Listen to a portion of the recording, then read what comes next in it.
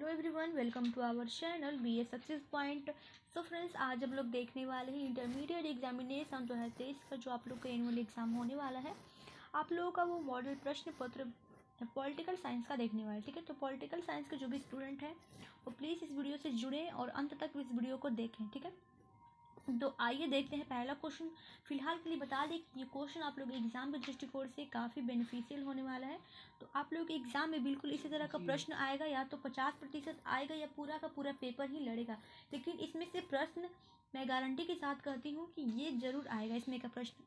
ठीक है, तो चलिए आगे देखते हैं पहला क्वेश्चन। कुछ ऑब्जेक्टिव को देखते चलते हैं, बाद में आप लोग को सब्जेक्टिव भी बता दिया जाएगा। ठीक है,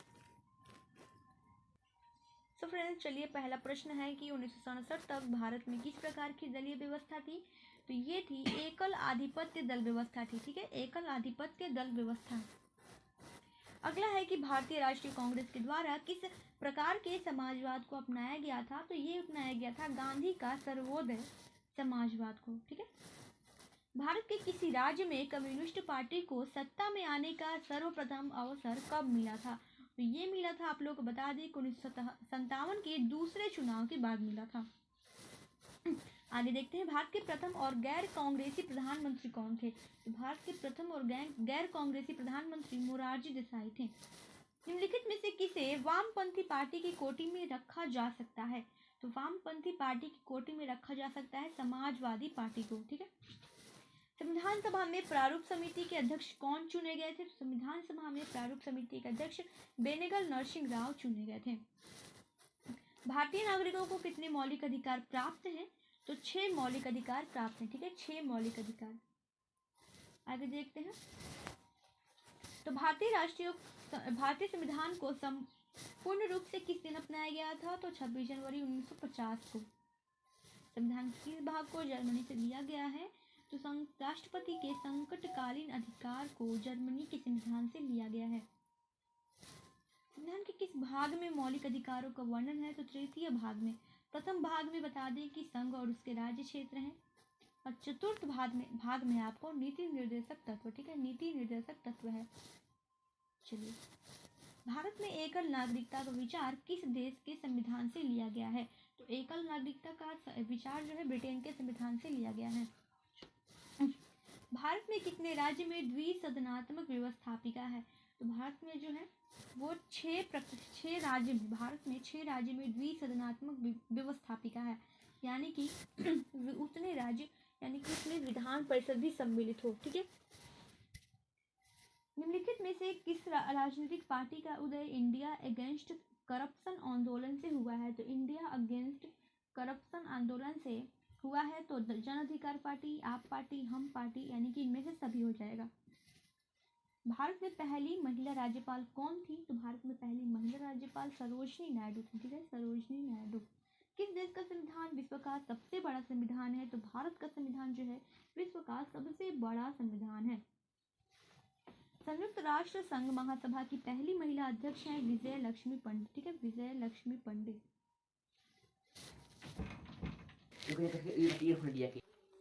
तो फ्रेंड्स चलिए आगे बढ़ते हैं। भारत संविधान का कौन सा भाग संविधान की आत्मा के रूप में जाना जाता है। तो मौलिक अधिकार को आत्मा के रूप में जाना जाता है। किस प्रधानमंत्री ने मंडल आयोग की सिफारिशों को लागू किया था। तो ये किए थे आप लोगों को वीपी सिंह ने। ठीक है, वीपी सिंह ने। चलिए आगे देखते हैं, 103वां संविधान संशोधन प्रदान करता है क्या। तो 103वां संविधान संशोधन प्रदान करता है आर्थिक रूप से कमजोर वर्ग को आरक्षण। ठीक है, आर्थिक रूप से कमजोर वर्ग को आरक्षण। तो फ्रेंड्स आगे देखते हैं, विकास के साथ न्याय किस पंचवर्षीय योजना का मुख्य उद्देश्य था। तो 6वीं पंचवर्षीय योजना का मुख्य उद्देश्य था। स्वतंत्र भारत के प्रथम उप प्रधानमंत्री कौन थे। तो सरदार पटेल थे। ठीक है, सरदार पटेल। ठीक है, आगे बढ़ते हैं, भारत का संविधान संशोधन नगरीय स्थानीय स्वशासन से संबंधित है। तो 73वां संविधान संशोधन। ठीक है, चलिए आगे देखते हैं, भारत में पहला नगर निगम कब स्थापित किया गया था। तो भारत में पहला नगर निगम 1688 में स्थापित किया गया था। राज्यसभा का सभापति कौन होता है। तो ये होते हैं उपराष्ट्रपति। ठीक है, उपराष्ट्रपति। निम्न में से किसे संसद को संबोधित करने का अधिकार है। तो इनको अधिकार है, यानी कि तो ये हो जाएंगे मुख्य न्यायाधीश को अधिकार। ठीक है, मुख्य न्यायाधीश को। अनुच्छेद 371 किस राज्य से संबंधित है? तो जम्मू और कश्मीर से संबंधित, ठीक है, जम्मू और कश्मीर से संबंधित है, ठीक है। 371 आप लोग यहाँ पे जम्मू कश्मीर नहीं हो, 370 हो जाएगा, नागालैंड 371 है, ठीक है। चलिए, किसकी सलाह पर किसी राज्य के विधान परिषद को समाप्त किया जा सकता है? तो किसकी सलाह पर? तो ये आप लोग को बता दें कि ये जो होंगे विधानसभा के सलाह पर, ठीक है। धन विधेयक प्रस्तुत किया जाता है लोकसभा और राज्यसभा दोनों में, ठीक है, दोनों में। एक मिनट, पहले तो यहाँ पे लोकसभा पहले सिर्फ पूछ रहा है, तो लोकसभा में, ठीक है। किस संस्था के पास संविधान की व्याख्या करने का अधिकार है? तो ये हो जाएगा आप लोगों को सर्वोच्च न्यायालय में। पंचायती राज शामिल है किस सूची में? तो पंचायती राज शामिल है आप लोगों को राज्य सूची में, ठीक है। राज्यसभा धन विधेयक को कितने दिनों तक रोक सकती है? तो राज्यसभा धन विधेयक को 14 दिनों तक रोक सकती है। निम्न में से कौन सी समिति राजनीति के अपराधीकरण के अध्ययन के लिए गठित की गई थी? तो ये हो जाएगा आप लोग को बोहरा समिति, ठीक है, बोहरा समिति। चुनाव के लिए आदर्श आचार संहिता कौन जारी कर सकता है? तो ये हो जाएंगे आप लोग को चुनाव आयोग। शून्यकाल संबंधित है किससे? तो संसद से, ठीक है, संसद से शून्यकाल संबंधित है, तो आप लोग का आंसर ए हो जाएगा। राष्ट्रीय मानवाधिकार आयोग की स्थापना कब हुई थी? तो 1993 में हुई थी, ठीक है, 1993 में। आगे देखते हैं, पंचायती राज व्यवस्था का सबसे महत्वपूर्ण स्तर कौन सा होता है? तो इसका राइट आंसर हो जाएगा जिला परिषद, ठीक है, जिला परिषद। निम्नलिखित में से किस राज्य में पंचायती राज संस्थान नहीं है? तो ये हो जाएगी मिजोरम में, ठीक है, मिजोरम में, ठीक है। सो फ्रेंड्स, अगला क्वेश्चन देखते हैं, भारत में अंतिम रेल बजट कब प्रस्तुत किया गया था? तो ये प्रस्तुत किया गया है 2016 में, ठीक है। अंतर्राष्ट्रीय मानवाधिकार दिवस कब मनाया जाता है? तो अंतर्राष्ट्रीय मानवाधिकार दिवस मनाया जाता है 10 दिसंबर को, ठीक है, 10 दिसंबर को। भारत में चुनाव आयोग का गठन कब हुआ था? तो 1952 में, ठीक है, 1952 में भारत में चुनाव आयोग का गठन हुआ था। चुनाव आयोग पूछ रहा है, ठीक है, चुनाव आयोग 1950 है। चलिए, सुरक्षा परिषद के अस्थायी सदस्यों का कार्यकाल कितने वर्ष का होता है? तो 2 वर्ष का होता है, ठीक है, 2 वर्ष का। निम्न में से कौन संयुक्त राष्ट्र संघ की एजेंसी नहीं है? तो इसका आंसर हो जाएगा WTO, ठीक है, WTO। संयुक्त राष्ट्र महासभा की बैठक वर्ष में कितनी बार होती है? तो ये हो जाएगी आप लोग को 1 वर्ष में 1 बार, ठीक है, 1 वर्ष में 1 बार। निम्नलिखित में से किस राज्य में विधान परिषद नहीं है? तो ये हो जाएगा आप लोग को राजस्थान में विधान परिषद नहीं है। पहला गुटनिरपेक्ष सम्मेलन कहाँ हुआ था? तो पहला गुटनिरपेक्ष सम्मेलन बेलग्रेड में हुआ था, ठीक है, बेलग्रेड में। भारत की संसद में शामिल है क्या? तो लोकसभा, राज्यसभा और राष्ट्रपति, ठीक है, राष्ट्रपति। किस संविधान संशोधन के तहत संविधान में मौलिक कर्तव्य को जोड़ा गया था? तो 42वां संविधान संशोधन के तहत। लद्दाख केंद्र शासित प्रदेश कब बना? 2019 में बना था, ठीक है, 2019 में। लोग यहाँ पे देख सकते हैं 2019 में, ठीक है। चलिए आगे बढ़ते हैं। शीत युद्ध के दौरान शक्ति के कितने केंद्र थे? तो शीत युद्ध के दौरान शक्ति के 2 केंद्र थे। आगे देखते हैं, भारतीय संघीय व्यवस्था में किसे अधिक शक्ति प्राप्त है? तो केंद्र को प्राप्त, ठीक है, केंद्र को। सुरक्षा परिषद में अस्थायी सदस्य होते हैं 10 और अस्थायी पूछेगा तो 5, टोटल पूछेगा 15। निम्न में से कौन जो है गुटनिरपेक्ष आंदोलन से संबंधित नहीं है? तो ये हो जाएंगे यासार अराफात। वैश्वीकरण का सामान्य अर्थ क्या है? तो वैश्वीकरण का सामान्य अर्थ हो जाएगा एकीकरण, ठीक है, एकीकरण। दलित पैंथर्स नामक संगठन की स्थापना इनमें से किस राज्य में हुई थी? तो महाराष्ट्र राज्य में हुई थी, ठीक है, महाराष्ट्र राज्य में। कांग्रेस के युवा तुर्क के रूप में किसे जाना जाता है? तो चंद्रशेखर को जाना जाता है, ठीक है। डॉक्टर श्यामा प्रसाद मुखर्जी किस दल के नेता थे? डॉक्टर श्यामा प्रसाद मुखर्जी जो थे भारतीय जनसंघ के नेता थे, ठीक है, भारतीय जनसंघ के। 1956 में भारत में राज्यों के पुनर्गठन का आधार क्या बनाया गया था? तो भाषा को राज्यों के पुनर्गठन का आधार बनाया गया था। भारत में कुल कितने संघ शासित प्रदेश हैं? तो कुल हो जाएंगे 8 जो है संघ शासित प्रदेश हैं, ठीक है। चलिए आगे देखते हैं, तृतीय पंचवर्षीय योजना की अवधि पूछ रहा है, तो आप लोग बता दें तृतीय पंचवर्षीय योजना की अवधि तो 1961 से 66 हो जाएगा। सर्वप्रथम किस राज्य ने महिलाओं को पंचायतों में 50% आरक्षण दिया था? तो बिहार ने दिया, ठीक है, बिहार ने। तेलंगाना आंदोलन किस राज्य से संबंधित है? तेलंगाना आंदोलन आंध्र प्रदेश राज्य से संबंधित है। अंतर्राष्ट्रीय न्यायालय में कितने न्यायाधीश होते हैं? तो अंतर्राष्ट्रीय न्यायालय में 15 न्यायाधीश होते हैं। दूसरी दुनिया से आशय किन देशों से था? तो दूसरी दुनिया से आशय जो है कम्युनिस्ट देशों से था। ठीक है। संविधान ने किस भाषा को राजभाषा का दर्जा दिया है? तो संविधान ने हिंदी भाषा को राजभाषा का दर्जा दिया है। नवनिर्माण आंदोलन का नेतृत्व किसने किया है? तो नवनिर्माण आंदोलन का नेतृत्व जयप्रकाश नारायण ने किया है। संयुक्त राष्ट्र संघ का व्यापार एवं विकास सम्मेलन की स्थापना यानी कि अंकटाड की स्थापना कब हुई थी? तो इसका राइट आंसर हो जाएगा 1964 में। योजना आयोग के अध्यक्ष के रूप में कौन कार्य करता है? प्रधानमंत्री करते हैं। ठीक है, प्रधानमंत्री। अगला देखते हैं कि निम्नलिखित में से कौन दक्षिण एशियाई देश धर्मनिरपेक्ष राज्य नहीं है? तो इसका राइट आंसर हो जाएगा पाकिस्तान। ठीक है। निम्नलिखित में से कौन सा देश दक्षेस का सदस्य नहीं है? तो चीन जो है दक्षेस का संबंध सदस्य नहीं है। सीमांत गांधी के नाम से खान अब्दुल गफ्फार खां को जाना जाता है। केंद्र में जनता पार्टी के किस वर्ष सत्ता में आई थी? तो 1977 में आई थी। ठीक है, 1977 में। भारत देश के विभाजन